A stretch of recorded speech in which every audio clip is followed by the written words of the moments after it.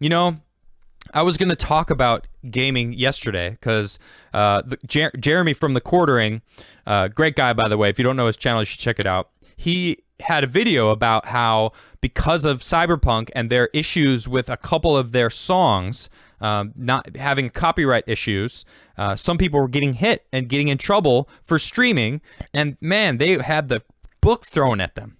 And it's like, it made me think about gamers and not just gamers, just younger generations and how entitled they are and how they don't realize how much they actually have in this world, in this life, and what this society is compared to 200 years ago. Man, 200 years ago, life was completely different. 100 years ago, life was completely different.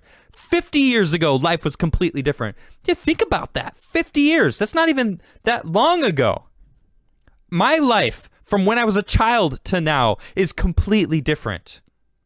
It's crazy how things change, but I'll tell you what, these kids don't understand, this younger generation. They don't get it, especially the gamers. These gamers, they expect perfection. That's why Cyberpunk got so much heat, because they were like, it's not perfect. Okay, granted, sure, PS4, Xbox, like it wasn't as good as it should have been. I'll give you that, all right? But man, now, so to bring it back to starting a game company, I would like to start a game company. I love games. I've been playing games for 30 plus years. No joke. I got the Game Boy when it first came out.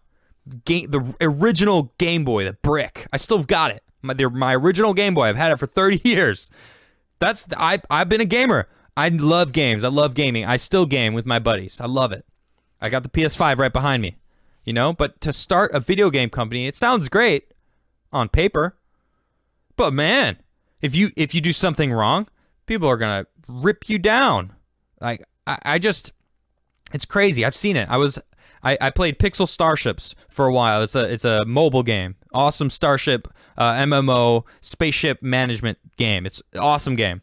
I still play it from time to time. I don't have the time as much anymore because of real life. I grew up. I realized I was a conservative. I had no idea. Here I am, trying to understand politics still after a year, almost a year, of just dousing myself of politics, news, what's going on in this world. It's important to understand. I still am able to game, which is great because I need something like that.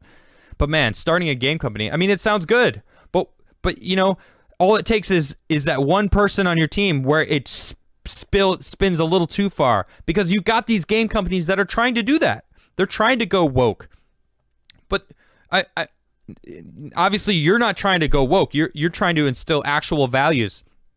I grew up playing Final Fantasy VII, Final Fantasy games, where they talk about being honorable and saving the weak from the strong and from the people, the corporations, and you know, it's back in the day that you know, games used to be awesome.